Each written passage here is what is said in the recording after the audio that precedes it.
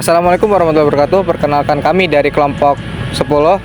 Saya Antas Saputra dari Prodi Teknik Sipil dengan NIM 123210030. Nama saya Raffi Sidki Pratama dengan NIM 123480057 dari Program Studi Rekayasa Minyak dan Gas. Saya Rahma Oktavi Albar dengan NIM 123450003 dari Program Studi Sains Data. Saya Noresti Subarani dengan NIM 123400059 dari Program Studi Teknik Telekomunikasi. Saya Ima Paruna Simanjuntak dari Program Studi Matematika dengan NIM 123160029. Di sini kami akan melakukan eksperimen sosial mengenai hak dan kewajiban. Sebelumnya dengan abang siapa? Nama aku Kapri Cornelis Munte dari Prodi Teknik Industri Angkatan 23. Nama saya Jonathan Gilbert Arye, panggilan saya Gilbert. Izin memperkenalkan diri, nama saya Muhammad Raihan Edi Hidayat. Nama saya Muhammad Keza Bagaskara. Nama saya Dimas. Menurut abang, hak dan kewajiban itu apa sih bang? Ya, hak dan kewajiban itu kan kayak saling terikat ya. Hak kita itu kayak apa yang kita nikmati dan kewajiban yang harus kita lakuin gitu. Misalnya kayak kewajiban kita menghormati hak asasi hak orang lah gitu kan. Kan kita mendapatkan kewajiban itu juga dari orang, kita dihargai hak kita gitu. Abang tahu kan apa itu hak dan kewajiban? Menurut abang itu apa hak dan kewajiban, Bang? Menurut saya hak dan kewajiban itu simpelnya gini.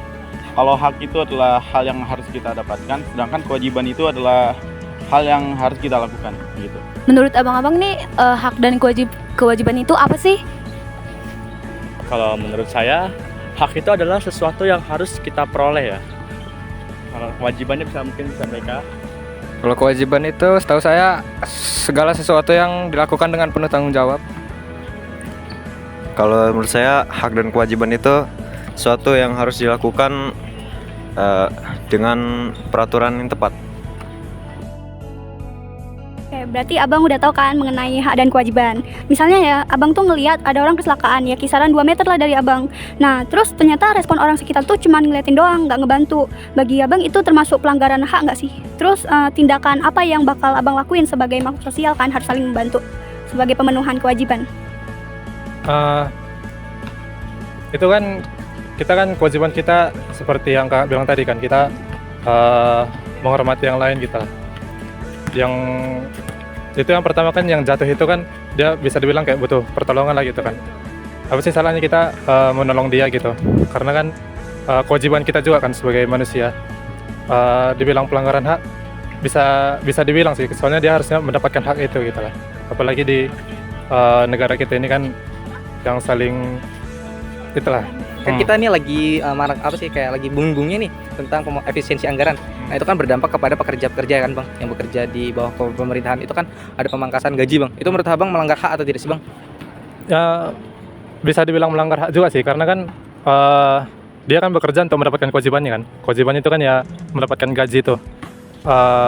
Yang kalau misalnya dia bekerja tidak sepadan dengan gajinya kan bisa dibilang pelanggaran haknya dia. Ya seperti itulah bang kira-kira. Jadi bisa dibilang pelanggaran hak juga. Tentang fasilitas pendidikan yang abang jalanin, apakah hal tersebut udah memadai buat abang untuk memenuhi hak dan kewajiban abang?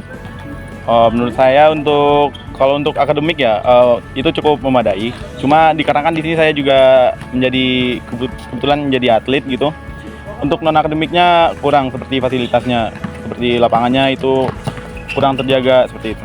Oke, mungkin kita boleh lanjut ke pertanyaan selanjutnya ya. Di sini kalau misalnya abang lagi di transportasi umum nih, terus ngelihat kursi khusus dan di situ ada ibu lansia, kemudian ada ibu hamil dan yang berkebutuhan khusus gitu.